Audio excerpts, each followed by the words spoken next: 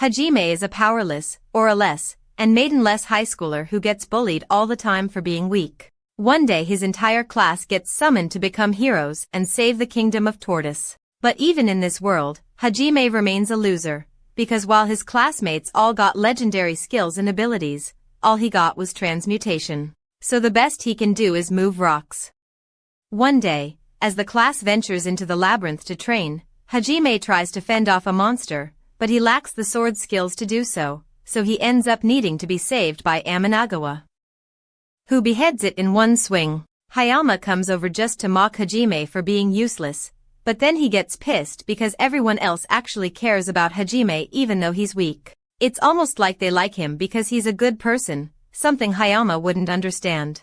Anyway, Amanagawa's strike revealed some crystals hidden in the wall, and Meld recognizes them as Glan's crystals, which are really valuable, but it's strange to find such a large cluster of stones. So he tells everyone to stay away from it until he checks if it's safe. But of course, Hayama's monkey brain completely ignores the warning and goes for the shiny stone, triggering a trap that teleports everyone to a boss battle room. Meld immediately realizes that the situation is bad, and he knows they stand no chance of surviving, so he yells for everyone to get to the staircase as soon as they can while he and the guards hold off the monsters. They do their best to keep the monster back with a barrier, but the behemoth is too strong, so it breaks through with ease and nearly causes the bridge they are on to collapse. If the bridge collapsed, everyone here would have fallen to their death, but Hajime comes in clutch and uses his transmute skill to keep the bridge standing and slow the behemoth down. But it won't last for long, so he urges everyone to run away while they still can. Thanks to him, all his classmates were able to make it off the bridge safely, but the behemoth is starting to break through Hajime's rocks, so Captain Meld tells everyone to cast spells to buy Hajime enough time to escape. They all do as instructed, and Hajime starts running to get off the bridge, but just when it looked like he was going to be alright, one of the blasts from Hayama heads straight towards him, and Hajime is set falling to his doom while his classmates look on in horror. Hajime manages to survive the fall, but he is now deep inside the labyrinth, so he tries to find his way out before he runs into a terrifying monster. Unfortunately, he immediately runs into this bunny, and although at first it didn't look that dangerous, after seeing it fight, Hajime is terrified for his life. He tries sneaking away before he gets spotted, but he accidentally trips, alerting the bunny to his presence. The bunny is about to kill him, but then it senses something even more terrifying, and it doesn't want to stick around to find out. Unfortunately for the bunny, it got caught and was eaten almost instantly by a giant bear monster, and after taking care of the bunny, it sets its sights on Hajime. He tries his best to flee, but the bear manages to slash off one of his arms, and then it proceeds to eat Hajime's arm right in front of him to be extra disrespectful. Hajime desperately tries to crawl away, but he ends up backed against a wall with nowhere to go. But then, as his life was flashing before his eyes, all his years of Minecraft come back, so he starts digging down with his skill to hide in a hole. The bear keeps chasing after him, so Hajime frantically places blocks to slow it down, as he goes further into his hole. Eventually, he manages to break through to a connected cave, but even if he managed to escape the bear for now, he is still missing an arm and is starving, so he won't last much longer. The only reason he is still alive is because he got lucky and found a mana crystal that naturally produces holy water with healing properties, but Hajime's body is still in so much pain that he wants to die and end his suffering already. His mind starts racing to find someone to blame for his situation in his dying moments. He remembers how one of the blasts from his classmates was aimed at him instead of the monster, and it looked really deliberate, but Hajime can't think of anyone who would want to kill him. Just then, Jerk's stupid face flashes before Hajime's eyes, and he realizes Jerk must have been the one who tried to kill him. He recalls that Kaori had warned him to not go on this mission the night before because she had a dream that something bad would happen to him, and now he's wishing he had listened to her. He knows that no one is going to come to save him, but he doesn't understand why he of all people has to suffer like this. First, he was brought to this world against his will, and now he has been betrayed by his classmates and left to fend for himself against these terrifying monsters. This is where Hajime finally snaps, because he swears to himself that he will make it home no matter what, and anything or anyone who gets in his way will be killed. He's going to do whatever it takes to survive, and the first thing on the agenda is his food situation, so he decides to do some hunting. He goes outside and taunts two wolf monsters to trick them into chasing him. His plan works, and the two wolves end up following him all the way down through the cave, but they don't see the trap Hajime made and fall straight into a hole. After which, Hajime proceeds to pummel them with rocks like a madman until they die. It's not the most elegant method, but it got the job done, so he begins eating and it tastes absolutely terrible. But even worse, he starts experiencing excruciating pain as the cells from the wolf meat start messing with his DNA. Hajime bends over and worries that this monster meat might be deadly, but then his body starts undergoing violent changes. Normally, this would have killed any human, but thanks to the holy water, Hajime managed to survive the ordeal, and his body feels a lot lighter than it used to. He gets up and looks at his reflection, only to find that his hair has turned white, and his eyes are now red. As a result of his mutation, he now possesses a new mana manipulation skill, as well as the skill, lightning field, that the wolves possessed. He can't use it as well as the wolves could, but he can still create enough electricity to cook the rest of his meat with it, and it still smells awful, but at least he won't have to eat it raw anymore. The extra skills he got now allow him to appraise a rock simply by touching it, and after searching around a little, he finds something called a blast rock. It can be ground up and will cause an explosion if heat is applied, so Hajime believes he can craft a good weapon out of this. A weapon would make battles here a lot easier, so he immediately gets to work designing a gun with the blast rocks he found. He uses transmutation to form a gun barrel out of hard tar rocks, and by filling bullets with the explosive blast rocks and accelerating them with his lightning skill, he is able to create a gun with high-powered explosive rounds, allowing him to easily defeat monsters like that rabbit from before. He then drags the rabbit corpse back to his cave and starts eating, but monster meat still tastes terrible. On the bright side, it did increase his level, and granted him new skills like quick step and aerodynamics for extra mobility. With this, he is confident that he is strong enough to defeat any monsters, and he's got a grudge he needs to settle. He heads back to the area where the bear that ate his arm is, and as soon as he spots it, he uses aerodynamics to jump into the air and fires at the bear. Unfortunately, the bear manages to counter and knocks him down, leaving Hajime injured, but while this may look bad, Hajime made something special for a situation like this. He pulls out a flash grenade and throws it straight in the bear's face, resulting in a blinding flash of light. And while the bear is blinded, he gets some payback by shooting one of its arms off and chomping down on it to assert dominance. After which, he puts a bullet through the bear's head to finally claim his victory. After eating as many beasts as possible, Hajime is now so strong that he can't level up from eating the monsters in this area anymore, but he still can't find a way up. So instead, he decides to go down to find an exit. He recalls that this labyrinth is meant to have 100 levels, but there aren't exactly any signs around here, so he has no idea how long it will take him to reach the bottom. He begins mining his way down and soon stumbles upon a cave, but as soon as he turns his lamp on, he locks eyes with a lizard, and one look from it makes Hajime rock hard. He ducks behind a boulder and tries to slow down the petrification process with a potion, but the lizard is still coming after him, so he has to think quickly. As the lizard climbs over the rock, Hajime throws a small bottle at it, and the lizard gets its vision privileges revoked. And now that it is blind, it's an easy target for Hajime to gun down. He keeps making his way through the labyrinth while slowly building his aura with each new monster meal. But while he's doing that, his classmates return from the kingdom to report what happened to the king, and Meld explains to the king that things didn't go as planned. Because Hayama couldn't keep his grubby mitts to himself, they ended up getting teleported down to the 65th floor. Itza managed to survive the incident at all, but unfortunately one of the heroes, Hajime Nagumo, wasn't so lucky. Word of Hajime's death has already begun to spread, and that's bad press for the kingdom. So the king orders Meld to act like this never happened, and the same goes for all the other heroes. Shizuka feels terrible about what happened, so she heads out into the courtyard to take her mind off it. But while training, Shizuka notices Hayama in the courtyard, and he seems really nervous, almost like he did something and is worried he is going to get caught. She recalls how back on Earth Hayama was constantly picking on Hajime, and now that she thinks about it, he was probably jealous of all the attention Kaori gave Hajime instead of him. so she briefly considers the possibility that Hayama was the one who blasted Hajime. But she doesn't think that's possible since no one would be petty or stupid enough to kill their classmate over a crush. Right. Shizuka then goes to Kaori's room to see how she's doing, and Kaori finally wakes up from her coma. She has been unconscious for 5 days, so her memory is a little fuzzy, and all she can remember is the fact that they were fighting in the labyrinth. She asks Shizuka if Hajime is alright, but Shizuka doesn't say a word, and that silence tells her everything she needs to know. Kaori realizes that Hajime didn't make it back with them, and she is devastated and can't believe her dear friend is really gone.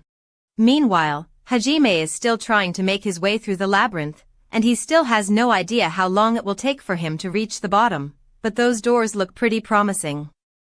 So he makes some more bullets for himself and gets ready to head in. Unfortunately, he has no idea how to open the door. He tries using transmute to see if he can just mine his way through the door, but he gets repelled and all of a sudden the statues next to the door come to life. Hajime saw this coming and he's not about to let himself get jumped, so he shoots one in the head and kills it instantly. He then squares off against the second one, but when he tries to shoot it, his bullets have no effect whatsoever. The Cyclops seems to be using some sort of defensive magic to protect itself against Hajime's bullets, but fortunately, Hajime has the perfect strategy for getting through a magic barrier. He continuously fires at the Cyclops' barrier until it eventually shatters, making it an easy target and allowing Hajime to shoot it in the eye. And now that that's done, Hajime gets ready to see what's so important that it required 2 Cyclopses to guard it. He cuts the Cyclopses open and finds 2 mana stones in them, and he figures out that it has something to do with the door,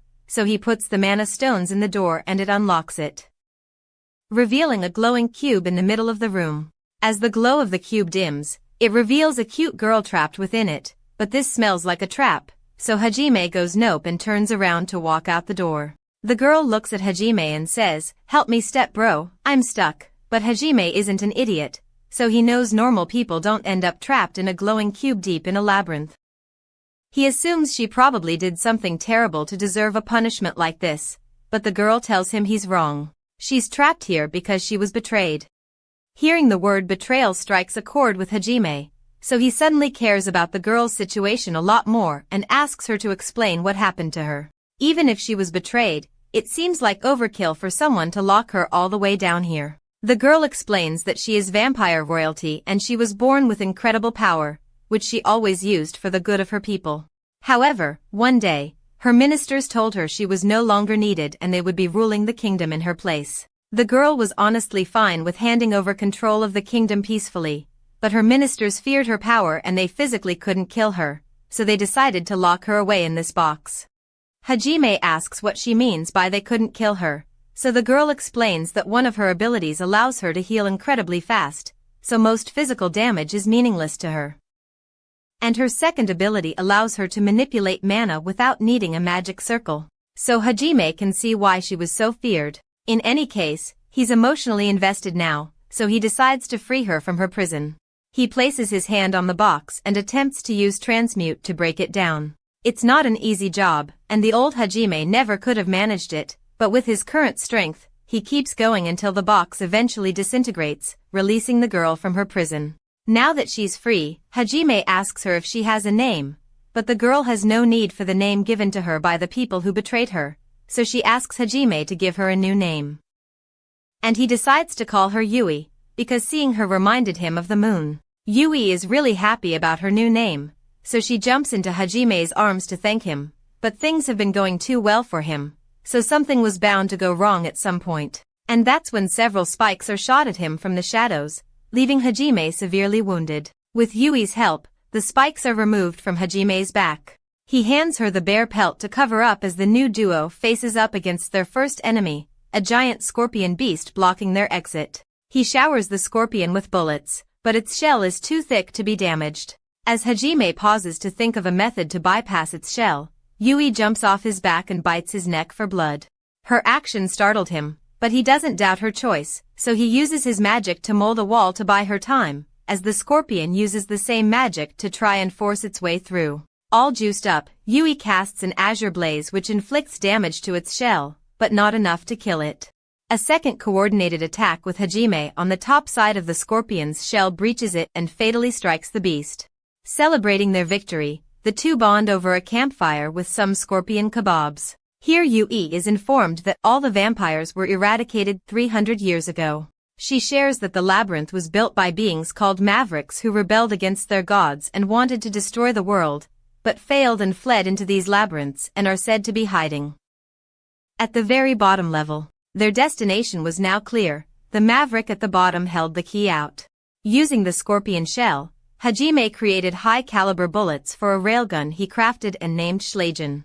Surprised by all the foreign concepts this man is spouting, she asks about his side of the story. The two journey deeper as he tells her of the events that transpired thus far. Saddened by her tale, his goal of returning home made her even sadder. Yui had nowhere to call home.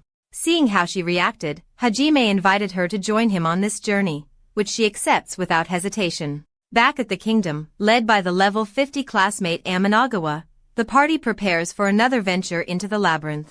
Meanwhile, Hajime and Yui flee from a horde of seemingly endless T-Rex with a peculiar flower on their head that leads the two to believe that the monsters are controlled by parasitic hive mind. They manage to break the line of sight and escape temporarily to begin their search for the hive mind keen on hunting them down.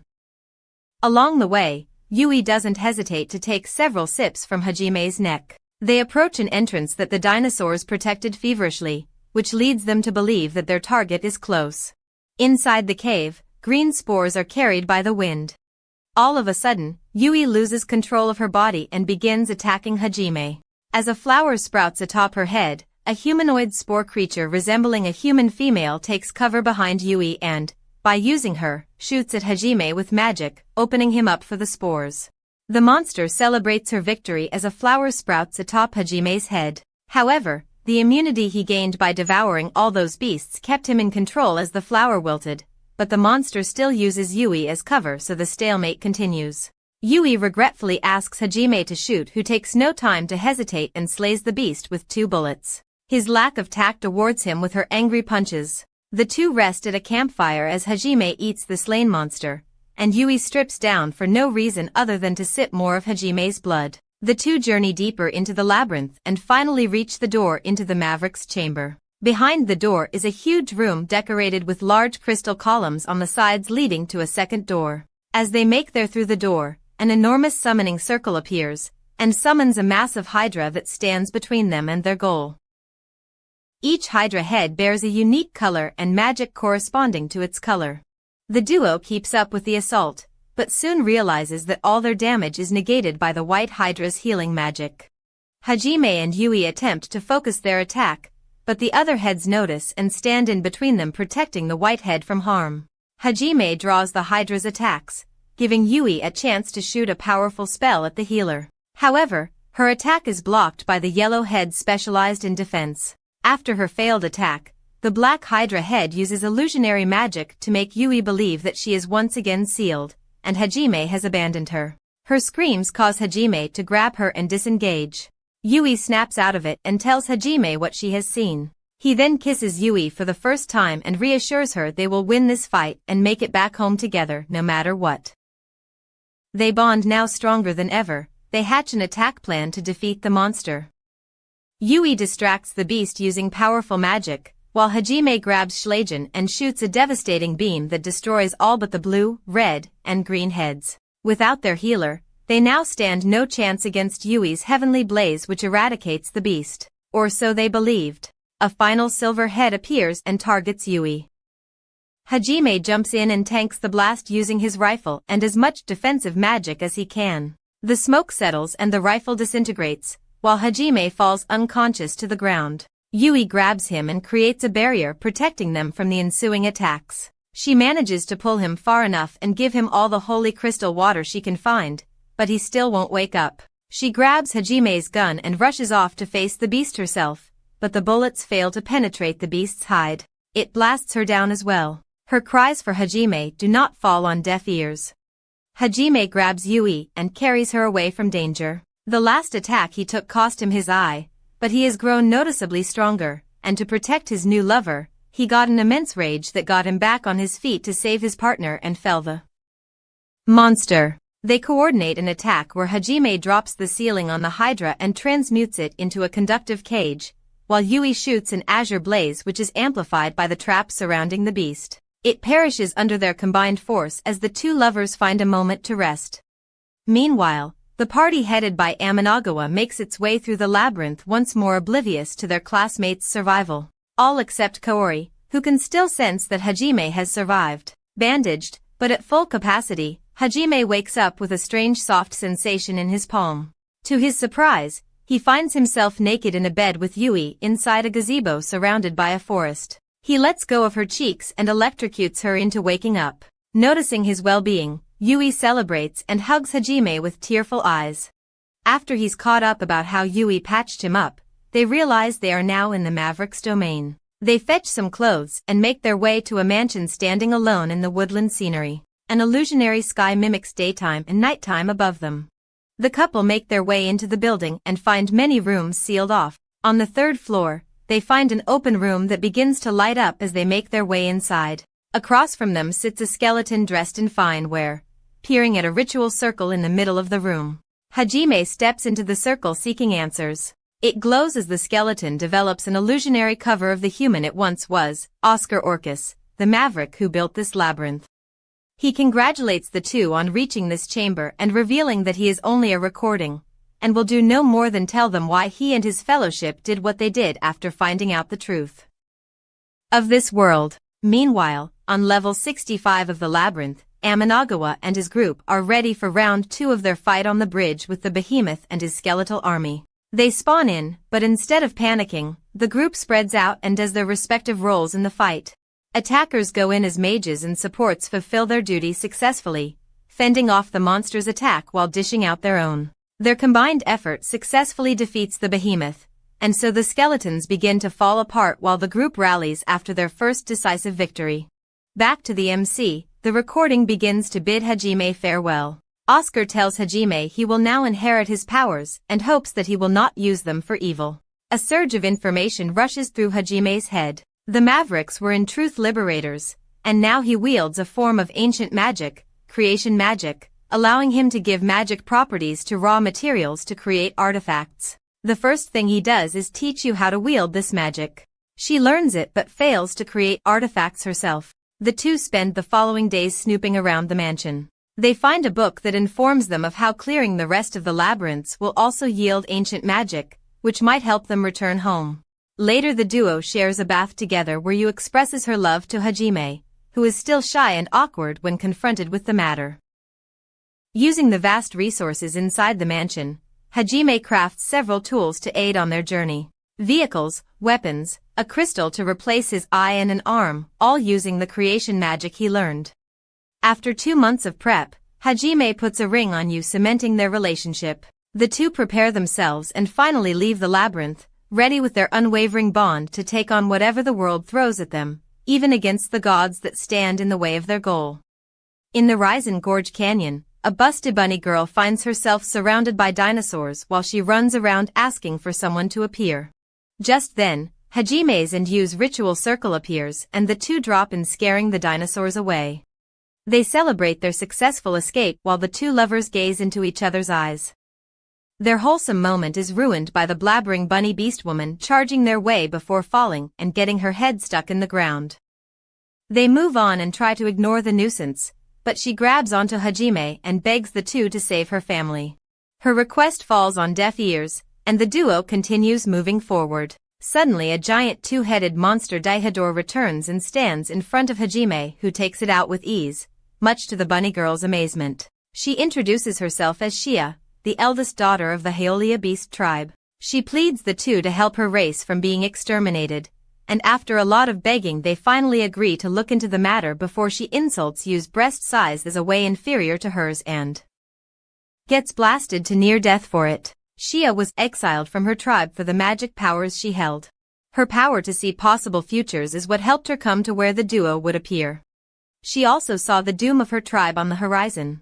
The duo agreed to help her on the condition that she helps them navigate the sea of trees on their path to the next labyrinth. They reach the Beastman village just in time to save it from a group of flying dinosaurs. Her tribe had left the other beastmen tribes to support Shia after it was revealed that she has a magic similar to monsters, a fact detested by beastmen who do not wield magic. Her tribe's weakness and lack of magic meant their struggle for survival was an extremely difficult one, but with Hajime's and Yu's help, that task was accomplished with ease. Shia offers to join them on their journey, but the two reject firmly. But instead, seeing that none of her tribe are fit for combat, they spend the next few days training them so they are ready to survive.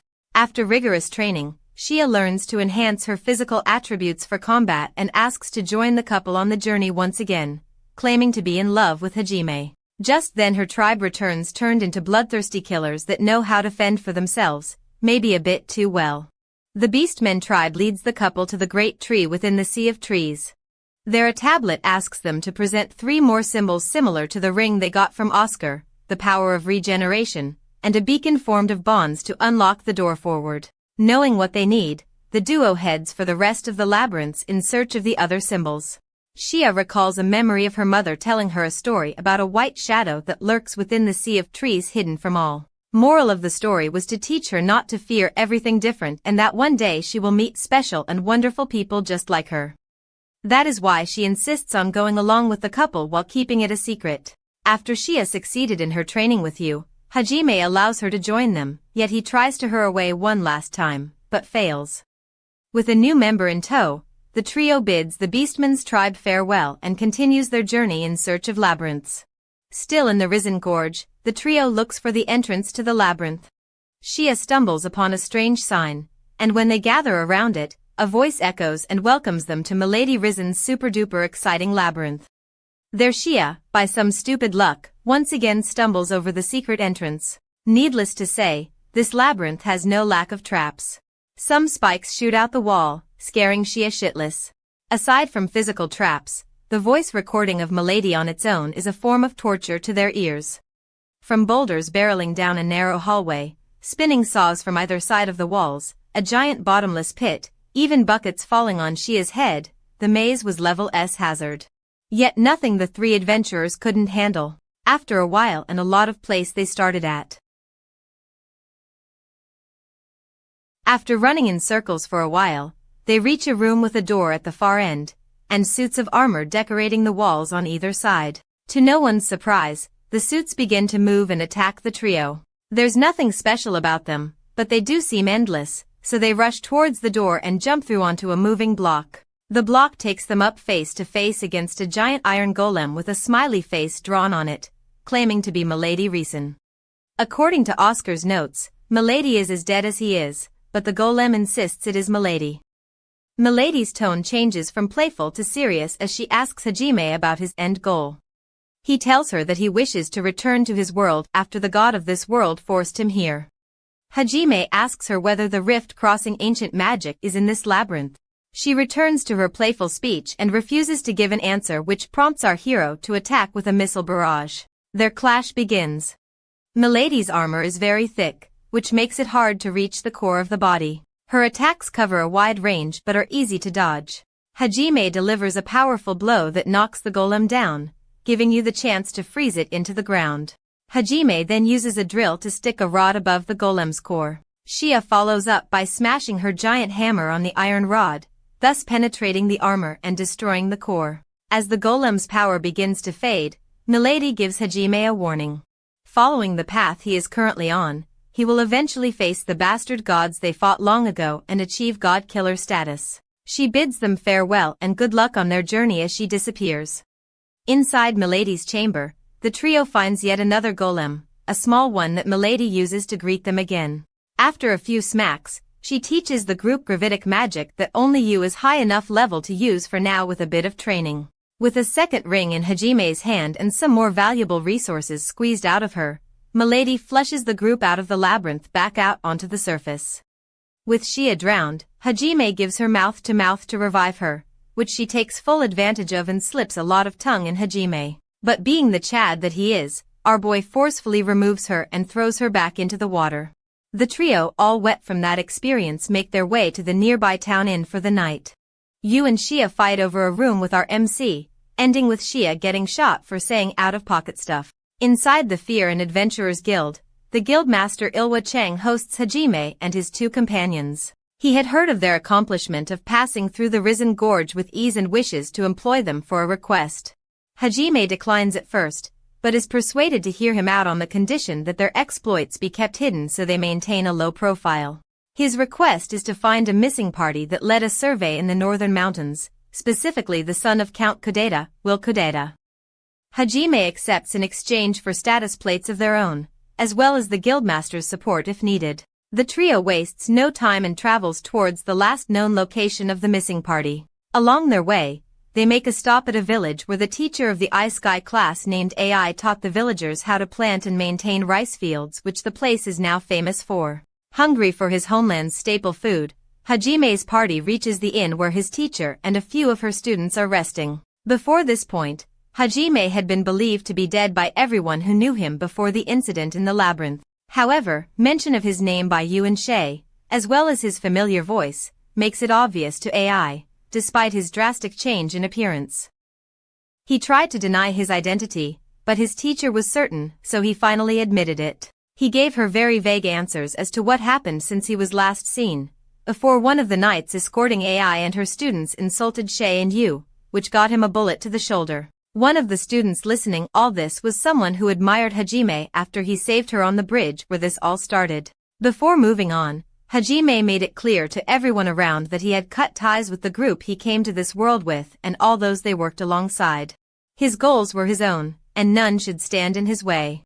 Later that night, AI was contemplating her meeting today only to be interrupted by none other than Hajime himself. In private, he reveals to AI what he has learned so far, and why he chose to cut ties with the kingdom. A long time ago, this world was ravaged by endless wars between all three races. The god ruling over them made them believe he was pursuing peace between the humans, demons, and beastmen, while in truth, he was the puppet master inciting conflict for his entertainment. The liberators were a group of people who realized who the cause of all this conflict was and tried to rid the world of their oppressors. However, this god had realized their intentions and turned the church and humanity against them, branding them as traitors. Sworn to protect their people, the liberators did not fight back. They are the people now known as the Mavericks. The few members that survived the culling had fled into labyrinths of their creation, waiting for someone capable of completing what they had set out to do. Hajime admitted that he didn't care about the mad god, he only aimed to get the ancient magic necessary to leave this world.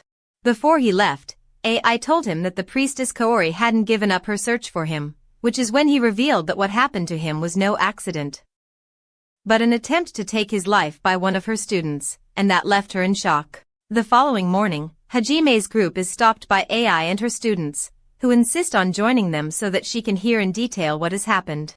Seeing that refusing won't work, he conjures up a vehicle for all involved and sets off into the mountains. The group makes their way into the mount in search of the Count's son and one of AI's students, who had wandered off on his own. Using drones he crafted with his relic creation magic, Hajime tracks down a scorched field with obvious marks of battle and a crater left by a giant creature. They press forward towards a human signal further in the mountains behind a waterfall, and inside a cave they find Will Kodeta, the Count's son. Suffering minor injuries, he is delighted to have finally been found. Will tells them of his terrifying experience and how group was slaughtered by a group of monsters, the worst being a black dragon. Hajime slapped some sense into him and brought him back on his feet, as they made their way beyond the red moon that loomed over them with the sound of impending danger. The same black dragon swoops in and commences its attack on the group. It unleashes a stream of flames that pin Hajime down as he shields his teacher and her students. At that moment, Yu uses heavenly blaze to stop the dragon and drops it to the ground. Shia follows up with her hammer attack, but fails. Hajime orders Yu to protect the group so that he can focus on offense. The dragon seems to be focused on Will, but the danger Hajime imposes quickly forces it to set its eyes on him. The two duke it out, with Hajime obviously in a much stronger position using his vast arsenal. Soon after the dragon falls and Hajime readies the machine he used to penetrate the armor of Milady's golem so that he can finish off the beast. The dragon tries to escape, but Shia's hammer knocks it out. Hajime's knowledge of dragons leads him to believe that the only way to do damage to the beast is by attacking the one place without scales, the ass. Hajime grabs the giant rod and shoves it up the dragon's anus only to be met with feminine screams. The dragon announces that she is a dragonborn and will reveal her intentions if the rod that Hajime keeps driving into her colon is removed. He doesn't accept and seeks answers before she can be relieved. The dragon reveals that she was headed to the vicinity to investigate the world. While resting on her journey, a man in black robe casts mind manipulation magic on her in her sleep so that she would target and kill Will and his companions. Yu asks Hajime to spare the dragon as the killing was not of her will. The dragon herself begs him to remove the rod since her mana is almost depleted and she will return to human form, which would kill her in that state. With the rod forcibly removed and the dragon reverted into human form with a possible new kink, she reveals her identity to be Tio Claris, of the Claris clan of Dragonborn. She warns the group that an army of thousands of monsters led by the man in black robes is headed for the town of Ur. Hajime's drones confirm that an army of 60,000 will be upon them in 2 days. His mission only being to save Will, Hajime refuses to face the army or its head figure, as it doesn't concern him, and sets off to return Will home with a new perverted and dragonborn. Unfortunately, joining his party, AI implores her student to help face the army of monsters and save Ur from annihilation. Unable to refuse his teacher's request, Hajime accepts and begins his preparations to halt the assault. Defensive measures are taken, barricades are built, and women and children are evacuated, while everyone left to fight eats and rests in preparation for battle. Night falls, and as Hajime cleans his rifle, Sanobe approaches and thanks him for saving her life that day on the bridge in the labyrinth. He doesn't think much of it but gives her words of encouragement. A presence of a pervert lurks near as Tio comes out and asks Hajime a question. Tio asks him if his journey will continue after this fight, and if she can join him. He refuses without wasting a second, but her masochistic nature takes it as teasing, making her an official member since she simply won't leave. Seeing as how the townsfolk aren't reliable and want to give him a minor role, Hajime proclaims to the people in his rallying speech that AI-sensei is a goddess, meaning their victory is certain, and all credit for that should be given to her. Atop the barricade wall, Hajime's group initiates their long-range attacks, each using the most powerful AoE attacks at their disposal. Tio's attacks are especially powerful, however, her mana runs out quickly and she helps herself to a nap. With his long-range bullets running low, Hajime and Shai charge in with Yu supporting from the rear. The two begin attacking battalion leaders to throw the army into confusion, since only the monsters in charge are under the mind control spell. Their plan succeeds, and the army begins to rout after suffering major casualties. Hajime then confronts the man in black robes who he captures and brings back to the town. Aiko identifies the mysterious figure as Shimizu, the student who came with her group to Ur, but went missing short after. Shimizu had made a contract with a demon he found in the mountains, hoping to gain tremendous power in exchange for Aiko's head. She tries to reason with him and help him start over, but Shimizu takes advantage of her compassion and takes her hostage, asking Hajime to surrender his weapons, which is met with a resounding no. Shai's ability to see the future springs her into action as she attempts to block a bullet headed for Shimizu and Aiko. The poison needle at Aiko's neck makes contact as the bullet grazes Shai and penetrates Shimizu's abdomen. Hajime gives a dose of holy water to his poison teacher mouth to mouth, because why not, and then heals Shai's wound as he approaches Shimizu.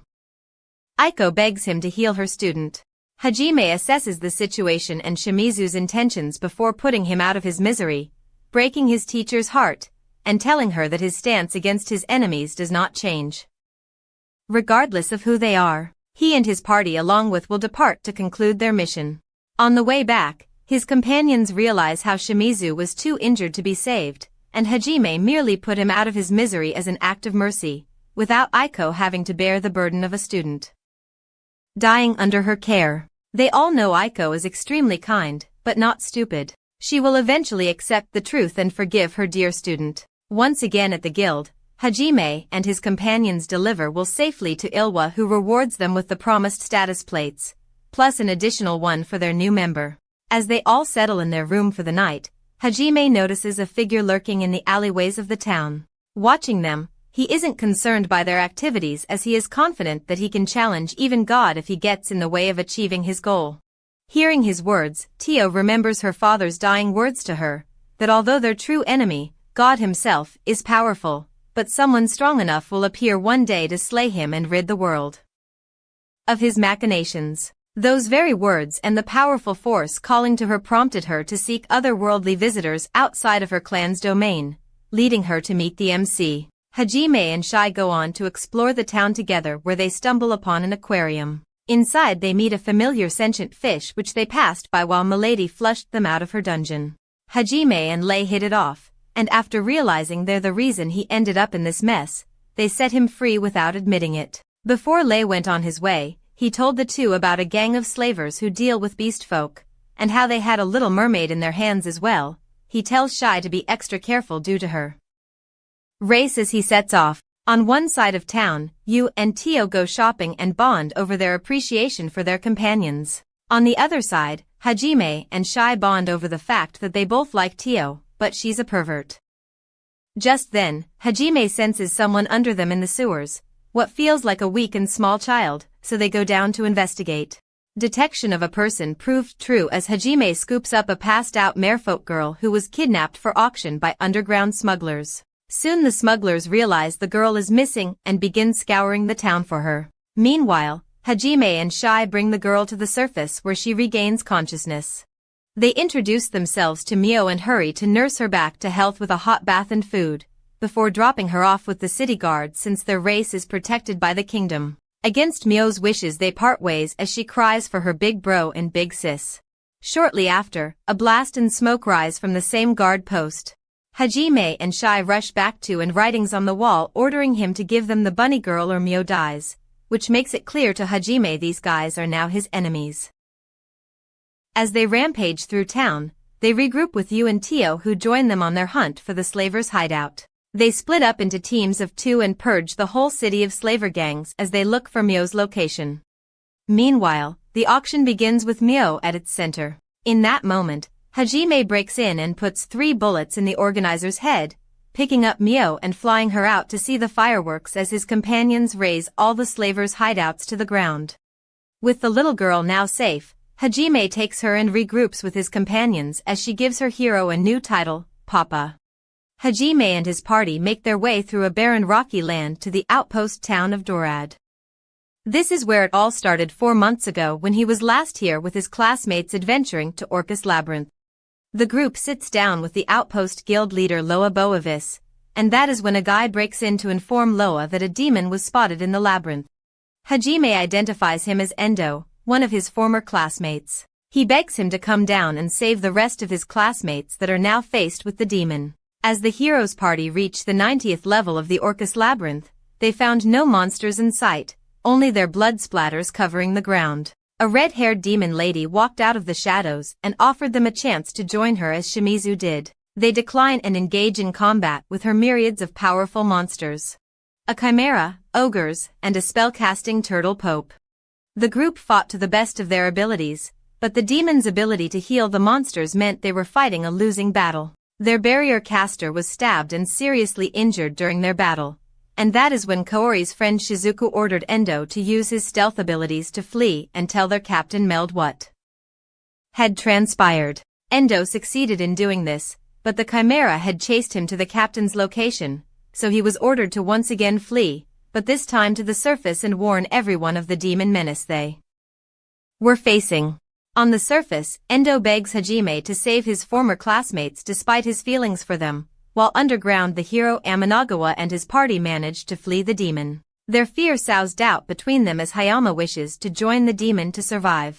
Captain Meld reaches the hero's party, only to be cut down by the demon and her chimera. The captain's death enrages Amanagawa into breaking his limits, killing the demon's monsters and forcing her into a corner. However, a trinket of hers forces him to stop as he realizes she is human too. In that moment of hesitation, her pets attack and injure the hero. Shizuku tries to buy them time, but the demon's beasts prove to be too powerful as she also falls. Kaori rushes to save her friend, but with her mana depleted, there is nothing she can do other than to accept her and Shizuku's fate at the hands of 2 giant minotaur. Before the monster's attack lands on the 2 girls, a giant rod penetrates the ceiling and impales both monsters, killing them instantly. The dust of the impact clears as Hajime stands before them. All it took was one bullet for the behemoth to perish this time. Hajime and his companions rush through the labyrinth, but decide that the fastest route down is a hole in the ground. As Hajime lands in front of his former adventuring group, Kaori instantly recognizes the identity of their rescuer, much to everyone's surprise, as he was supposed to be dead. As Yu, Shai, Tio, Mio, and Endo fall down and reach the party, monsters rally for another attack. Hajime orders his companions to spread out and protect Amanagawa's party, as he single-handedly begins his onslaught against his new enemy forces. He wields his dual revolvers with skill as the monsters drop like flies. Kaori and her friends watch in astonishment as the man they knew as Nagumo Hajime tears through the monster hordes with unprecedented might. The Pope Turtle fires off a beam attack at Hajime, and using a relic shield, he deflects the attack at the demon woman, destroying the bird creature she used to heal herself and her forces. His companions easily fend off any attacks on the injured, as the demon makes a last desperate attack against Hajime. She casts Crashing Jail, enveloping him whole. Concerned by what she saw, Mio calls out to her papa, which catches Kaori's ear. The demon makes a run for it, but Hajime blocks her retreat as he shrugs off her magic and walks up to her. He asks her how she got her hands on those monsters, but she refuses to answer, so he puts 2 bullets in her legs, which surprises his former companions. From what little he got from her, Hajime concludes that the monster spawning was a form of ancient magic that was lent by someone she knows. Seeing as how she was no longer of any use, he aims to end her life. She warns him that her lover will seek revenge as Amanagawa tries to convince him that she is no longer a threat. Hajime doesn't think twice before he puts a bullet in her skull. Hayama saw what happened as panic sets in. With Captain Meld stabilized, everyone involved gathers around. Kaori can't believe Hajime is still alive and breaks down into tears while leaning on him as Yu and Shai stare with murderous intent. They all make their way back out of the labyrinth while Amanagawa and Hajime's moral compasses collide over the killing of the demon. Hajime makes it clear that he has no ties here anymore and will kill anyone who stands in his way, even them. He tells him that he did this because he owed Kaori, and once they're out, it's goodbye forever. After they reach the surface, Kaori gathers up her courage to confess her love to Hajime and her desire to join his party. He turns her down since his only love is Yu, but she still insists on tagging along to eventually win him over. Yu accepts her challenge and allows her to join to prove that she is Hajime's one true love. Kaori is now an official member of Hajime's party. After a bit of strangling over the papa's business, he tells her to get ready for their departure the next day. Kaori bids farewell to Shizuku and the rest of her former companions as Hajime conjures a jeep, with a car full of odd characters fighting for his love. Hajime and his companions set off to find a way back to his world, allowing nothing, not even a god, to stand in their way. Hajime and his group are driving through the desert, when all of a sudden, they get attacked by a sandworm. And I don't know where Hajime learned how to drive like this, but he is doing a great job evading the worms. It'll be a problem if that thing manages to catch up to them, so Hajime decides to bust out his anti-tank missiles and fires them at the worms. The worms are reduced to large chunks of meat, so Hajime and the others can continue on their trip. But a few meters ahead, they spot a group of sandworms gathered around something. Hajime is curious, so he pulls up the car machine gun and starts blasting until every single worm is gone. And now that the path is clear, they can see that there is a man on the floor. Hajime normally wouldn't want to get involved, but as a priest, Kaori wants to help him. And Hajime honestly wants to find out how the guy managed to survive so long in the desert without getting eaten. They drive over to him, and Kaori examines his body only to find that he is suffering from extreme mana overload. Basically, he ingested some sort of poison that is making all the mana in his body go wild, so if he doesn't get help soon, he is going to die. For now, Kaori uses a spell to drain some of the guy's mana to stabilize his condition, but unless they find a cure for his illness, his mana will go out of control again soon. The man eventually wakes up, so they bring him into the car, and first, he thanks them for saving his life. He introduces himself as Biza, and he is the son of the Duke of Inkaji. Coincidentally, Inkaji is the city that Hajime and the others are heading towards, and from the way Biza is acting, it looks like it's in some kind of trouble. Hajime asks Biza to explain the situation, so Biza tells him that a few days ago, the citizens of Inkaji began to suffer severe fevers and convulsions. They did some investigating and discovered that the oasis that the people of Inkaji rely on was poisoned, but they still haven't been able to figure out how it happened or who might be responsible. On the bright side, there is a cure for mana overload. The mineral known as stillstone, which can calm a person's mana when ingested. Stillstone can only be found in the Gruin volcano. Normally, Biza would have sent the adventurers of Inkaji to mine the stillstone, but they are all suffering from mana overload, and even if they weren't sick, an ordinary adventurer wouldn't be able to make it through the desert since Inkaji is almost entirely out of drinking water. That's why Biza took it upon himself to go look for help, but he ended up passing out due to mana overload. Luckily, he was fortunate enough to meet a group of gold-ranked adventurers, so he asks them to help save Inkaji. They soon arrive at the dukedom of Inkaji, and the situation here is just as bad as Biza had told them. Countless people are suffering from mana overload and even more from dehydration, but Hajime and his group are ready to help. First of all, Yu uses her powers to create a pit in the ground, and after Hajime finishes paving the bottom, Yu uses magic to fill it with water. The Duke of Inkaji is amazed that Yu was able to create so much water in such a short amount of time, but using all that magic left Yu feeling drained, so she turns to MC and starts sucking his blood. Now that the water situation is dealt with, it's time to deal with the poisoned oasis, and as soon as Hajime takes a look at it with his demon eye, he figures out what's wrong. He pulls out a few grenades and chucks them into the oasis. A few seconds after the grenades explode, a slime monster emerges from the oasis. The Duke had no idea something like this was in their oasis, so Hajime explains that this thing is probably the source of the poison in the water, although he has no idea who put it there in the first place.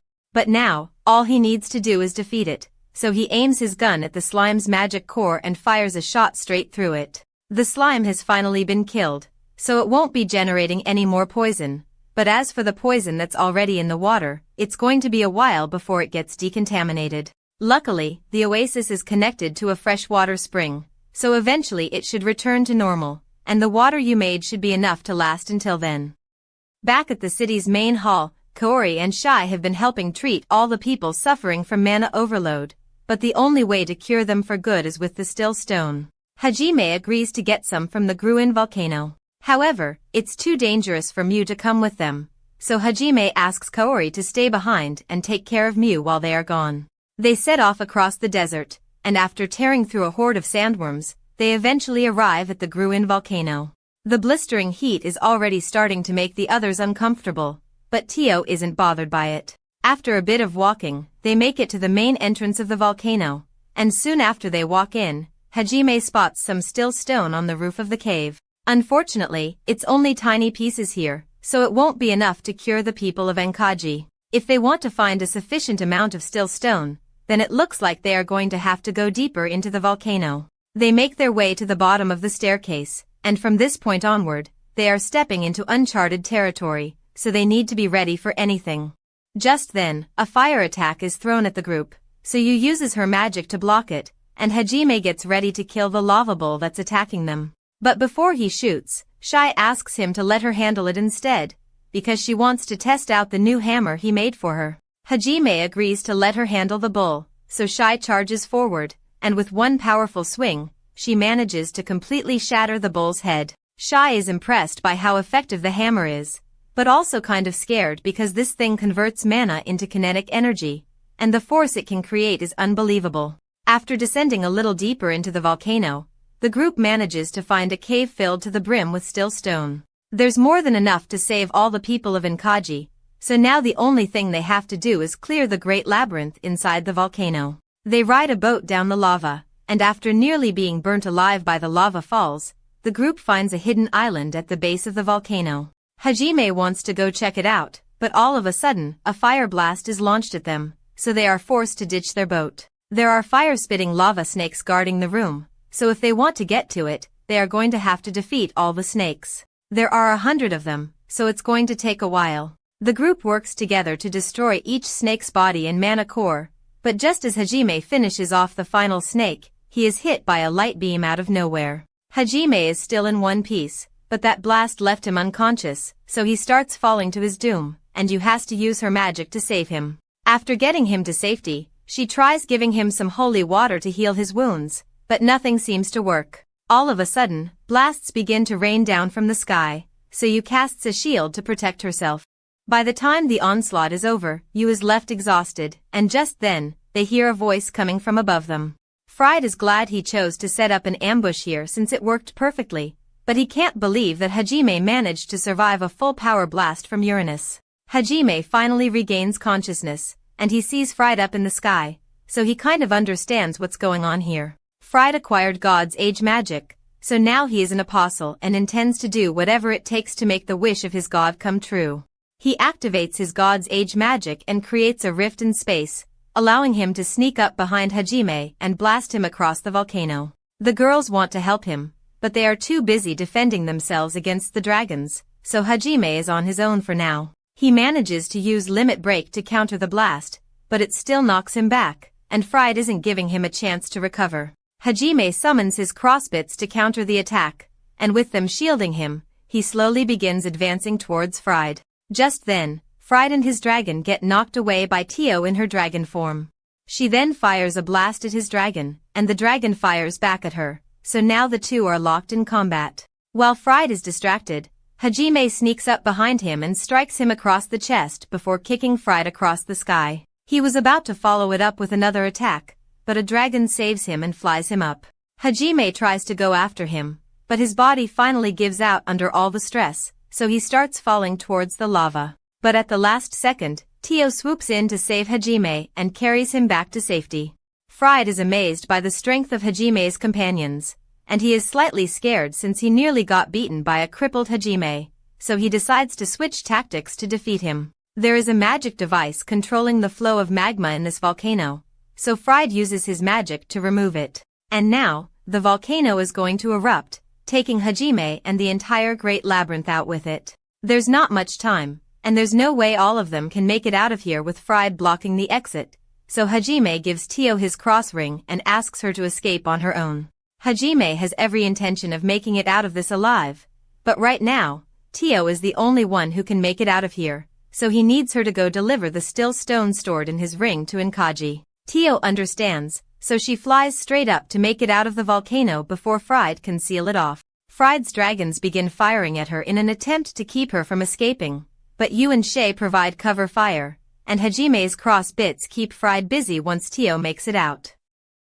So she is able to get past him. Meanwhile, back at the Lilith was trying to have a discussion with her father, but when she finally gets his attention, he looks at her like she's some sort of criminal. And that's not the only strange thing either, because all the guards look like they just smoked something they shouldn't have. The king and the guards all completely ignore Lilith and continue walking, so she knows something is wrong, but she's not sure what it is. She starts walking back to her room when she notices Shizuku in the courtyard training as usual. Shizuku is pushing herself so hard because she hates how she was too weak to do anything against the demon, so she wants to become stronger. But she's still got time to take a break once she spots a cute cat on the ground. She gets really into playing with the cat, but then she realizes that Lilith has been watching her the entire time, so she gets embarrassed. After Shizuku calms down, she asks Lilith if there's any news from the castle officials. Lilith tells her that the officials say they need Amanagawa to become strong enough to defeat the demons. Shizuku asks what the officials plan to do about Hajime, and according to what she heard, it sounds like they are planning to label him an enemy of the kingdom. Meanwhile, out in the forest, Hayama is beside himself in anger because Hajime is still alive. All of a sudden, a voice from behind asks him why he's so upset that Hajime is alive. But then again, it's understandable since Hajime took Kaori with him. Hayama tells the girl to shut up because she can't blackmail him for attempting to kill Hajime if he's still alive, but attempted murder is still pretty bad. So if the others found out, they'd definitely turn on him. However, she is willing to keep it a secret if Hayama helps with her plan, and in exchange, she promises him that he will get to have Kaori all to himself. Tio eventually makes it back to Ankoji, but she is so exhausted that she collapses in front of the gate. Kaori comes running to check on her, and after treating her wounds, Kaori and Mio take her inside to rest. When Tio finally wakes up, she tells them about the sneak attack and how Hajime, Shia, and Yu were trapped in the volcano. Kaori is really worried, but she knows Hajime will find a way to survive no matter what. Still, she would like to go help him as soon as possible, but they can't take Mio on such a dangerous mission. So first they are going to take her back to Zdradzony, and afterward, they'll go look for Hajime. Speaking of Hajime, it looks like he and the others managed to get away from the volcano after all. But he is still in critical condition, so it will take a while for him to get back on his feet. On the bright side, you can tell that the effects of the light poison from that dragon blast are starting to fade, so Hajime should regain his stamina soon. And even though they are in the middle of the ocean, Yu still plans to give him a special lower body workout. While she does that, Hajime thinks back to what happened in the volcano as the magma was rising. They had no way of getting out, so they found a door in the side of the volcano and went inside to avoid being burned to ash. The inner room was thankfully magma-proof, so they were safe for the moment. And as luck would have it, this room contained the ancient god's spatial magic spell, so Yu was able to analyze it immediately. However, it will take some time for her to learn how to use it properly, so she can't teleport them out of there. They still have to find a way out, so Hajime suggests that they should just swim through the lava. The others think that sounds crazy, but knowing Hajime, he probably has something planned, so they go along with it. They open the doors, and as the room is being flooded with magma, Yu puts up a barrier around them. The barrier won't last forever, so Hajime summons his latest invention. He had built a submarine in case they needed to explore some underwater labyrinths, and as luck would have it, Hajime had made this thing lava-proof too. They all get in the sub and dive down into the magma until eventually, they get caught up in a current and are spat out into the ocean from a thermal vent. That explains how they made it to the ocean, but they still have no idea what part of the ocean this is. Hajime could probably figure out where they are if he had his cross ring, but he gave that to Tio, so for now, they are completely lost. All of a sudden, their ship is boarded by mermen, and they accuse Hajime of kidnapping one of their children. Hajime assumes they must be referring to Mio, but before he can explain anything, one of the mermen attacks Shia, so he smacks the guy across the water with a fish. The other guards try to attack, but they are no match for Hajime's group, so they get knocked out. This is what happens when people get impatient. If the guards had just listened, Hajime could have told them that he actually rescued Mio. Speaking of Mio, Hajime hears her voice coming from the sky for some reason. He looks up and sees Mo falling straight toward him after jumping off Tio's back, so he jumps up to catch her. She's really happy to see him again, but once they get back to the ground, Hajime gives her a serious scolding about how dangerous it is to jump out of the sky. It turns out that this place is really close to Zdradzony, so they gather up the unconscious guards and start heading for the city. Once they arrive, Mio says she wants to go see her mother. As soon as Mio's mother finds out that her daughter is back, she rushes out to meet her even though she has a broken leg. When they are finally reunited, she is relieved to see that Mio is alright, but she's also confused to hear Mio calling Hajime Papa since she doesn't remember getting remarried. Back at the palace, Shizuku happens to run into Aiko in the halls, so she and Aiko sit down to have a discussion. Shizuka tells her all about what she's heard about Hajime. Come to think of it, she recalls that Aiko had an encounter with Hajime a while back, so she asks her for the details. Aiko thinks back to that moment and immediately insists she didn't do anything illegal because Hajime is 18, but Shizuku has no idea what she's talking about. Aiko had a meeting with the king to discuss Hajime's situation, and unfortunately, the royal family has decided to brand Hajime as a heretic. Aiko tried to oppose the idea since Hajime hadn't done anything to antagonize the kingdom, but they wouldn't listen to her no matter how much she tried to convince them. And now that she thinks about it, all the council members looked like they were high and depressed at the same time. Since Mio is now safe with her mother, Hajime decides to go explore the sunken dungeon Malusia with the others. They dive into a deep-sea trench with Hajime's submarine, and they eventually locate the entrance to the dungeon, leading them to a cave. From here, they are going to have to continue on foot, so they start walking through the labyrinth and eventually come across a cave. As soon as they enter, the entrance closes behind them and all of a sudden, they are attacked by a purple slime. Yui puts up a magic shield to protect everyone, but the slime seems to be able to melt through magic, so she can't hold it off for long. Tio figures out that she can burn the slime with her flames, but the monster keeps regenerating, so it looks like the only way to defeat it is to destroy its mana crystal. But about that, Hajime says that thing doesn't have a magic crystal. He's looking at it with his demon eye right now, and the entire thing is glowing red, so its entirely body is basically a mana crystal, and the same goes for the walls of this room. So they may already be trapped in the belly of this monster. If that's the case, then they stand no chance of beating it if they fight normally, so Hajime starts thinking of a way for them to escape. He notices some water leaking out from the ground, and that gives him an idea, so he pulls out his rail gun and fires it into the ground to create a hole for everyone to get out of here. His plan works, but everyone ends up in a section of the cave that's completely flooded, and Kaori does not have the lung capacity to make it out of this alive.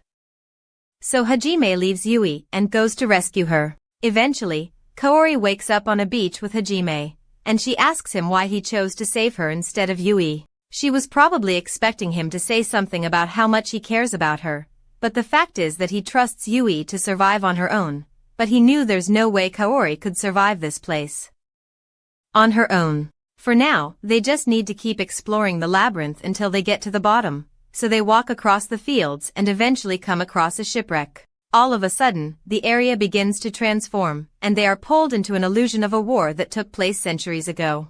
People are being slaughtered left and right, so Kaori tries to save one of the men, but when she starts healing him, he fades away. They are then surrounded by soldiers on the ship, and all the soldiers look deranged, yelling that they will kill all the heretics for their god, Ihit. After killing all the illusions, the area returns to normal, but Kaori is still wondering what all that was about. Hajime believes that the illusion must have been based on past events. Kaori is sickened by all this tragedy was caused by a crazed god, so Hajime takes her to a safe spot so she can rest. He understands what it feels like to lose your mind after seeing something horrific. After all, if you hadn't been there for him when he got stuck in the labyrinth, who knows where he would be by now. Hearing Hajime talk about you like this makes Kaori feel jealous, so she asks Hajime if he thinks she is an inconvenience, and yes, he tells Kaori that she's holding him back. When she first joined the group, Hajime treated her harshly, hoping that she would eventually give up and stop following him, but she kept insisting on sticking around. Hajime tells Kaori that he is in love with you, and nothing is ever going to change that, so if hearing him say that makes Kaori's heart ache, then she's better off not being around him. Back at the palace, Aiko is on her way to meet with her students so she can tell them what she knows, but before she could get there, she is stopped by a nun. Aiko asks her to get out of the way, but the nun tells her that she is here to take Aiko to the Divine Mountain, and she won't take no for an answer. The nun tries to hypnotize Aiko with her charm skill, but Aiko's deity status makes her immune to its effects, but unfortunately, it doesn't make her immune to hands.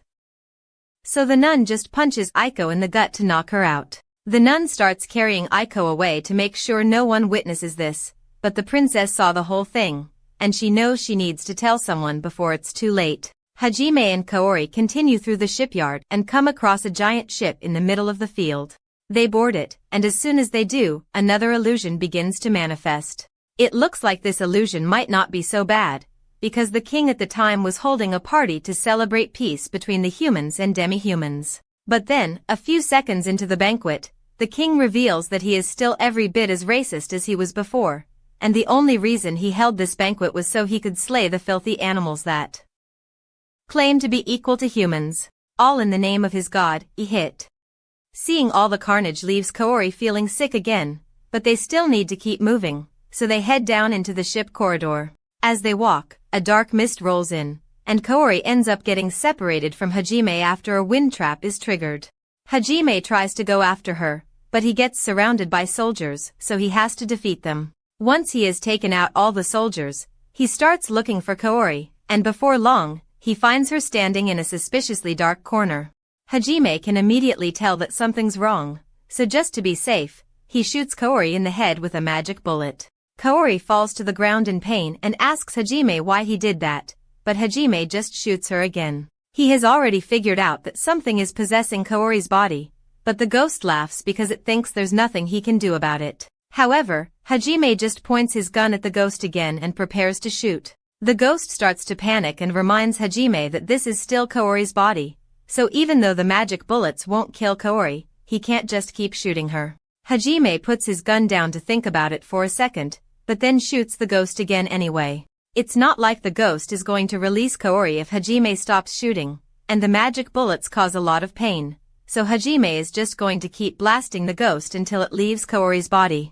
The ghost realizes Hajime isn't bluffing, and the torture of being shot over and over isn't worth it, so it immediately releases Kaori's body. After the ghost leaves, Hajime gets close to Kaori to check if she's still alive, and as soon as she wakes up, she kisses Hajime on the lips. Hajime asks her what she thinks she's doing, so she tells him she's giving him her answer to his question. She is in love with Hajime, and even though she knows he loves you most of all, she intends to stay by his side regardless. They eventually find a magic circle that teleports them to the final area of the labyrinth, and it looks like the others managed to make it here in one piece as well. So they head to the center, and Yu begins analyzing the magic circle. Meanwhile, back at the castle, the remaining students are starting to realize that something is wrong, because it has been 3 days since Aiko supposedly went to the Divine Mountain. And they haven't heard from her since. As for Aiko, she's alright, but the nun says her power is inconvenient, so until the right time comes, they are going to keep her locked up for now. After what she witnessed, the princess has been on the run because she doesn't know who she can trust. Everyone has been acting strange lately, so she's sure something is going on, but she can't do anything about it on her own. Meanwhile, in one of the training halls, all the soldiers who have been turned have been gathered in preparation for the plan, and it looks like Hayama is in on it. At the same time, in the demon realm, Fried tells his soldiers that he has received a decree from their god, so they will be marching to eradicate all the heretics. Back in the Highlight Kingdom, Meld has realized that something called the Void has been afflicting the people in the castle, and unfortunately, it has already spread to 30% of the army, including the leaders and officers. He asks Jose to help gather everyone who knows about black magic, so they can prepare countermeasures against the Void, and in the meantime, he heads back to his office to prepare some letters. He wants to send these letters to Duke Zengen and Nkaji and Hajime in case something happens to him here, but suddenly, there's a knock at his door. He is already on edge, so he draws his sword and is ready for a fight, but then he realizes it's Hayama, and he still trusts him, so he puts his sword away and lets him in. He asks Hayama if there's anything he wanted to talk about, but Hayama just keeps tapping his foot on the ground without saying a word. Suddenly, there's another knock at the door, and this time, it turns out to be Jose. The second Meld opens the door, Jose instantly tries to stab him in the face. From the look in Jose's eyes, Meld can tell that he must have been afflicted with the Void, so he is prepared to fight him off. But while his back is turned, Hayama stabs him. But Meld isn't the knight captain for nothing, so before Hayama can cause any fatal damage, he casts a wind spell that blows everyone away. The soldiers get back up and try to attack him while Hayama prepares to cast a spell, but Meld is way too experienced to let that happen, so he slams Hayama into a wall to stop him from casting a spell, and while he is down, Meld knocks out 2 of the other guards. The last one is Jose, and as the vice captain, Jose is a little tougher, but he is still no match for Meld, so he gets clotheslined into the corner of the desk. Normally, Jose should be tasting colors after that concussion, but he just gets right back on his feet because no amount of damage can stop the void-afflicted soldiers. Meld still has no idea how any of this happened or why Hayama betrayed him, but more void-afflicted guards start showing up, so he has no plans to stick around. He jumps straight out the window, and after landing on the ground, he is about to fire a blast into his office to slow Hayama and the soldiers down. But then he realizes that he's not alone out here, and before he knows what hit him, he is killed by a magic blast. The next morning, Hajime and his group are driving through a field when they come across a caravan that is under attack by some bandits. The caravan guards are greatly outnumbered, so Kaori asks Hajime to help save them, but before she's even done speaking, Hajime is already driving full speed at the bandits. Kaori thanks him for agreeing to save the caravan, but in reality, he was just looking for an excuse to use his minigun on someone. As soon as Hajime begins firing, the bandits begin dropping like flies, and he doesn't intend to leave a single one of them alive. But there are a couple of innocent people who got hurt by the bandits, so he sends Kaori out to heal them. And while she's busy healing, a girl runs up to Kaori and reveals that she is Princess Lilith. She had fled the castle in hopes of finding someone to help after what she witnessed in the castle, and as luck would have it, she happened to run into Hajime and the others. She explains how all the people in the castle started acting strangely. Even her father is now feverishly advocating for the church, and at first, She thought he was just trying to improve the kingdom's relationship with the church. But this goes far beyond anything like that. She also tells Hajime about Aiko being kidnapped by a nun of the Divine Mountain, and Hajime figures it must have something to do with Aiko's connection to him. So he has to help break her out of prison. And it turned out to be a lot easier than you'd expect, because he literally just airwalks up to Aiko's cell and uses transmutation to tear a hole in the wall. Just then, by pure chance, the demon army begins their invasion of the kingdom, and even though he wasn't expecting this, Hajime thinks he can use the chaos to sneak out undetected. However, all of a sudden, an attack is launched straight at him, completely disintegrating the prison. Hajime manages to get out of the way with Aiko before the blast lands, but now he has to deal with Noit, one of the apostles of a hit. Noit charges at Hajime, so he tries firing some bullets at her, but she blocks all of them and nearly stabs him in the chest. Fortunately, he is able to dodge and create some space with his cross arsenal, but since he still has to protect Aiko, Hajime is practically handicapped against Noit. So all he can do is dodge and defend against her attacks. Noit is impressed that Hajime is capable of keeping up with her even though he is stuck carrying extra weight, so she admits that he is indeed quite strong. But she says he is still unfit to become one of a hit's pawns. Hajime takes that as a compliment and tells Noit that he wouldn't want to become the pawn of a shut-in brat like a hit anyway. But on another note, he asks Noit if she really has the time to be fighting him right now. I mean, the kingdom is currently being attacked by the demons, and if she doesn't do something soon, it will be completely destroyed. But Noit has no intention of helping the kingdom, so if it's going to die, then it's going to die because that's what a hit wishes for. Hajime now realizes that a hit sees all people as nothing more than pawns to be killed for entertainment, and at this point, he wouldn't be surprised if a hit is also being worshipped by the demons and orchestrated this whole war just for fun. Apparently that's exactly what's going on, so Noit asks Hajime what he plans to do about it, but Hajime honestly doesn't care. In fact, he would be happy to get out of a hit's way entirely if they just agreed to send him back to his original world. However, Noit tells him that's not going to happen because a hit has more hate for Hajime than Spider-Man's writers. Hajime overcame every obstacle in his way and gained amazing strength for himself, and a hit doesn't like that, so he wants to see Hajime die a pitiful and painful death. That's a lot to take in, but Hajime now knows that there's no point in trying to reason with Noit. Just then, Tio shows up and blows Noit out of the sky with her dragon's breath, and Hajime has never been so happy to see her. He hops onto her back, asks Tio to get Aiko to safety so he can fight Noit at full strength, so Tio flies off, and Hajime turns back to face Noit. Noit uses her magic to launch a fireball at him, so Hajime jumps out of the way and starts firing his machine gun at her. Noit is too quick for Hajime to hit her with his machine gun, so he tries blasting her with his cannon point blank. But Noit vanishes and appears behind him, forcing Hajime to block with his cannon as she slashes at him. He doesn't have many options here because everything he has tried so far has failed to even scratch her. Noit charges at him again, so he tries grabbing her swords, but she's too strong. He jumps back to create some space, and in the process, Hajime gets cut. However, he notices that Noit's swords are starting to take some damage, and that gives him an idea. He summons several crosses and has them fire full power blasts at Noit. She manages to come out of it completely unharmed, but Hajime never intended to hit her with that attack. He pulls out 2 rings and throws them at Noit, but she easily knocks them away. Noit believes Hajime is finally running out of options if he tried using such a desperate attack, but then he takes out his guns and aims at 2 rings beside him. The rings are connected with spatial magic, so when he fires his bullets, the shots come out right next to Noit, forcing her to block with her swords. As a result, both her swords are shattered, allowing Hajime to tie her up with a magic rope.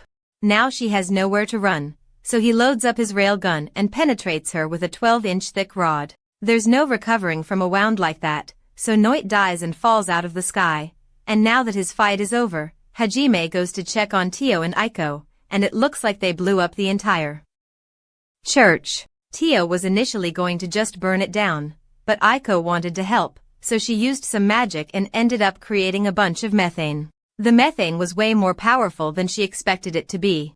Tio personally thinks Aiko is really impressive because she never could have destroyed the entire church on her own, not to mention all the people inside the church who most certainly died in there. As soon as Tio says this, it dawns on Aiko that she really just killed people, and she breaks down in regret. Hajime knows how she must feel, so he comforts her and says everything is going to be fine. Just then, a figure appears from the ruins of the church, and it doesn't look like a survivor, so Hajime gets curious. He asks the man who he is, but the man remains silent and points toward a magic circle on the ground. The circle looks like the same kind from the Great Labyrinth, so the three step onto it and are teleported to a separate room. As they walk in, they step into another magic circle. The spell in the circle is one that allows you to manipulate the soul. It could even be used to transfer a soul from one vessel to another. And if something like this exists, Aiko believes there must be a spell out there that can send them back to Japan. But that aside, they need to hurry back to the capital because it's still under attack from the demons, and they don't know if Hajime's classmates are alright. Earlier that day, after hearing all the commotion outside, Shizuku and a bunch of the other girls got worried, so they went to get Amanagawa so they could figure out what's going on. Just then, one of those voided soldiers comes over to the group and informs them that the demon army is attacking the capital, so they need to come to the stadium immediately and prepare for battle. They agree, but as they are walking to the stadium, Shizuku realizes something is off, so she tells everyone to stay on guard. However, they are suddenly blinded by a flash of light, and while everyone is blinded, the guards turn on them and stab everyone in the back. Shizuku is the only one left standing, but she doesn't know why this is happening or what she should do. Just then, her personal maid runs up to her, pretending to be injured, but as soon as gets close, she stabs her in the back as well and slams her face to the ground. Eri then begins to laugh because everything turned out exactly how she wanted it. Eri walks over to Amanagawa, and she is so happy that she finally has him all to herself, so she kisses him for an uncomfortably long time. Shizuku asks her why she is doing all this, so Eri explains that she has been in love with Amanagawa for a long time, but rather than confessing her love to him like a normal person, she decided it would be much more effective to kill everyone close to Amanagawa and kidnap him so he can never leave her. Shizuku asks her if she's also the reason everyone in the castle has been acting so strange lately, so Eri explains that everyone has actually been dead for a while now. She used her necromancy skill to reanimate their bodies and restore some of their memories so they could act like normal people, aside from the fact that they always look high. Eri has always hated her classmates for getting in the way of her one-sided relationship with Amanagawa, but she especially hates Shizuku, so she is going to take great joy in watching her die. However, just before Eri could have Shizuku stabbed, a barrier is cast over her, and Eri is blown away. The one responsible is Kaori, and she immediately starts casting a healing spell so all her classmates can recover from their injuries. However, just before she could finish the spell, Kaori gets stabbed in the back by Hayama.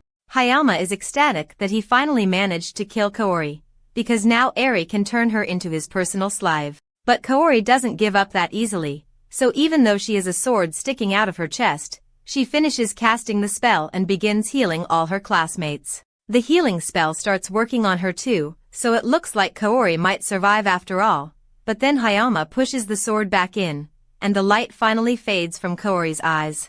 Seeing this enrages Amanagawa to such an extent that he breaks free from his shackles and swears that he will never forgive Eri for what she has done. He raises his sword and launches a heavenly slash, tearing through Eri's army of undead soldiers to get to her. But eventually, Amanagawa falls to the ground and starts spitting up blood. It turns out that when Eri kissed him earlier, she actually gave him a poison that would leave him immobile, so now, no one can stop her. Eri is about to use her magic to turn Kaori into a puppet, but at the last second, Hajime shows up. He doesn't know exactly what's going on, but he can tell that Kaori is injured, and Hayama and Eri are the ones behind it, so he flash steps behind Hayama and punches him into a wall. Tio and Aiko soon arrive, so Hajime asks them to take care of Kaori for him. Kaori is already dead, so healing magic won't do much good, but they should be able to at least bind Kaori's to her body to keep her from dying completely. Meanwhile, after seeing what Hajime did to Hayama, Eri realizes she is next, so she tries bargaining with him. She promises to resurrect Kaori if Hajime lets her go, but even if she does resurrect Kaori, Kaori will be stuck as a puppet forever, so Hajime isn't interested. He is about to shoot Eri in the head, but all of a sudden, Hayama attacks him from behind. Hajime easily catches him and holds him up by the neck while Hayama whines about how it's not fair that Kaori likes Hajime instead of him. It's honestly sad to listen to, so he tosses Hayama out of the stadium, and unfortunately for him, he lands right in the middle of a swarm of hungry demons. And he's got zero plot armor, so Hayama is definitely dead. Hajime then turns back to Eri to finish her off, but out of nowhere, Fried teleports in, and he wants revenge for the humiliation he faced at Hajime's hands. He says his demons have already surrounded the stadium, so there's nothing Hajime can do to stop them from destroying the kingdom and killing his friends. Hajime doesn't really care about what happens to the kingdom, but Fried is really pissing him off, so he pulls an item out of his inventory and uses it to summon his death laser. In the span of a few seconds, every demon in the area is disintegrated, so Fried now has no chance of winning, so he is forced to retreat. But before he leaves, he takes Eri with him because she is a valuable asset. Yu and Shay show up shortly after Fried leaves, so Hajime asks them to help maintain Kaori's soul. Shizuku is still devastated over Kaori's death, but Hajime tells her to have faith in him and his team, because no matter what, he won't let her die. The next morning, reconstruction efforts have begun within the kingdom, and Lily is now the new ruling monarch. According to the damage report, the attack on the kingdom was also the work of Eri, because she got in contact with the demons, and gave them information that allowed them to invade the capital. She did all of this just so she could live out her fantasy with Amanagawa. However, the brainwashing and murder of the king were the work of the nun from the Divine Mountain, but she has since gone missing, and they can't seem to track her down. As for the heroes, they are all currently training in the stadium, but Shizuka keeps looking up at the sky because she is waiting for Hajime to return. He promised that he would bring Kaori back to life, but Amanagawa still doesn't trust him, so he doubts Hajime will return. However, a few moments later, Hajime and his friends drop from the sky and crash land in the middle of the stadium. Shizuku is overjoyed to see Hajime, so she runs up to him and asks if he managed to save Kaori. Hajime tells her that Kaori is fine, but she's a little different now. He wants Shizuku to promise that she won't get mad at him. Shizuku doesn't understand what he means, but then Kaori crashes down into the stadium as well, and for some reason, she looks like Noint. Hajime explains that he used God Age soul magic to protect Kaori's soul, so once her condition stabilized, they took her soul and placed it in Noint's body. Shizuku kind of understands, but she asks why they chose to put Kaori's soul in Noint's body. Hajime explains that he could have put Kaori back in her original body, but she asked him to put her in Noint's body instead, because she would be stronger that way. Shizuku is incredibly grateful that Hajime saved her best friend, so she swears that if he ever needs something from her, she will be sure to repay the favor. Hajime tells her she doesn't have to worry about repaying him, because all he did was save the life of his friend. But that aside, he has something he needs to tell them. Hajime explains that a hit has been using everyone as mere pawns for his own amusement, and Amanagawa is infuriated to learn that all they've been working for has been a lie. He asks Hajime why he didn't tell them about this sooner, but even if he had told them, there's no way they would have believed him. Later, everyone is having dinner, so Shizuku asks Hajime where he plans to go now. He tells her he is going to the Great Labyrinth, and the path he is going to take happens to cut through the empire, so Lilith asks him if she can come along.